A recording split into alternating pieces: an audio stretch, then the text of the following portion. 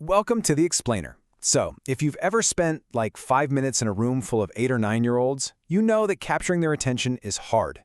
But keeping it for an entire class period without someone literally bouncing off the walls, that is an absolute art form. Today, we're looking at the anatomy of a lesson that does exactly that. We're going to unpack a third-grade English lesson plan crafted by a brilliant educator named Teacher Chris. We'll explore the specific step-by-step framework he uses to keep kids absolutely hooked, learning actively, and for sure retaining what they learn. Okay, let's dive into this. We'll be breaking down this masterclass into 5 key areas: the lesson overview, warming up, scaffolding vocabulary, TPR and interaction, and finally, assessing the students. All right, part 1, lesson overview. Let's just set the scene and look at the baseline stats for this class. So, we're looking at a third-grade English class led by Teacher Chris. The whole thing? It fits perfectly into just one single class period. They're tackling a unit called Who's She, using the Hanlon Here We Go 2 textbook.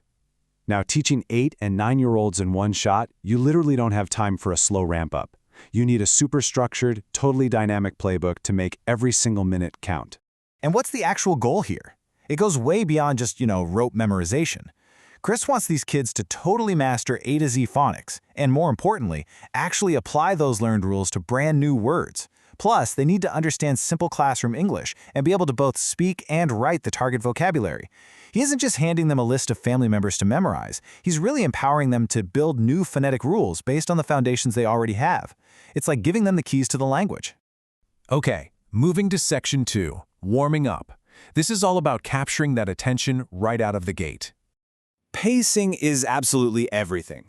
Look at this breakdown of a 40-minute class. Exactly 7 minutes for motivation and prep, 15 for vocabulary scaffolding, 16 for activity and assessment, and a really tight 2 minutes to wrap up. Notice that 7-minute slice at the start? It sounds incredibly short, but a fast, high-energy prep phase is the crucial runway for the whole class. Honestly, if you lose them here, you've totally lost them for the next 33 minutes. To make those 7 minutes really count, Chris unleashes this absolute multi-sensory barrage. Before the kids even see the day's core vocabulary, he's got the electronic whiteboard glowing, the Lokashuga song queued up, and interactive digital platforms like Kahoot and WordWall totally ready to go. Auditory, visual, interactive, he's hitting all the touch points right away to get total, undivided engagement the exact second that bell rings. But all that tech is really just the vehicle. The actual lesson kicks off with a super simple, direct prompt. Chris points to the board and asks, "Tell me what you see in the picture."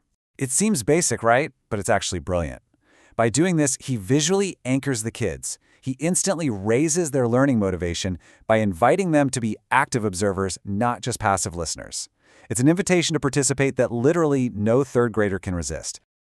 All right, section 3, scaffolding vocabulary. Let's look at this elegant instructional design. Now, what's really interesting about this is how Chris breaks down what could be an overwhelming list of new words. He uses a technique called morphological scaffolding, which, well, it's basically just a fancy way of saying he builds new words using pieces they already know.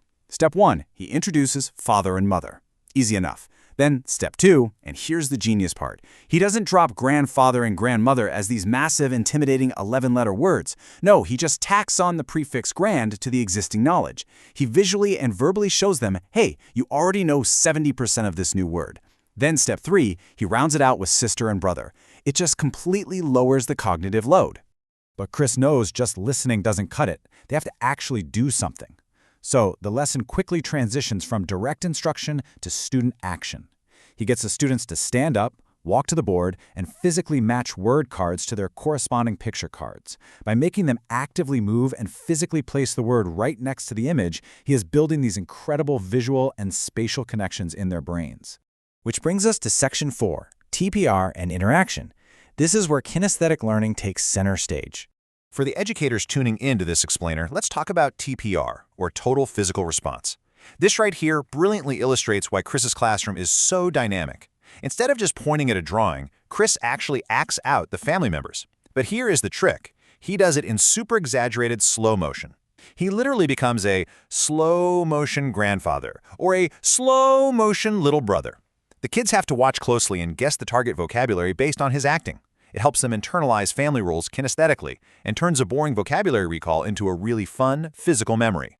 And once they're totally energized from that TPR, he brings out a throwing ball game at the digital whiteboard.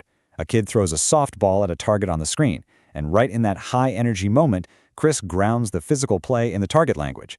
He asks the big foundational question of the unit, who's he? And the student, adrenaline still pumping from throwing the ball, has to immediately answer, he's my father. It seamlessly ties the physical action right to the spoken target sentence. It's just active learning at its finest. And finally, Section 5, Assessing Students. Let's look at his two-pronged approach. So the crucial point here is how Chris actually balances this evaluation. On one side, you've got the oral assessment. But he doesn't just listen to them read. He actually has students lead their peers in reading the words correctly. It totally takes the pressure off a scary test and turns it into this cool leadership activity. Then, on the other side, you've got the written assessment. The kids hunt for corresponding words in their textbook based on pictures and write them down accurately on their worksheets. He's making absolutely sure their verbal fluency is backed up by written accuracy, the whole shebang. Now, like we saw on that timing chart earlier, the last 2 minutes are dedicated to the wrap-up. But he doesn't just let the clock bleed out. Nope, he tallies up all the group points they've been racking up during the TPR and whiteboard games. By summarizing those points, he's really celebrating their collaborative success. He leverages that gamification right up to the literal final bell, ensuring the kids walk out feeling victorious and actually eager for the next English class. It is just incredible how 40 minutes can be totally transformed when you have the right structure. Teacher Chris proves that with tight pacing, morphological scaffolding, and total physical response, a standard vocab lesson becomes an absolute masterclass in keeping kids hooked. So I want to leave you with this final thought. How can you incorporate morphological scaffolding and TPR into your next lesson plan to create an unforgettable class for your students? Thanks so much for joining me on this explainer, and I really hope this sparks some awesome ideas for your own teaching journey.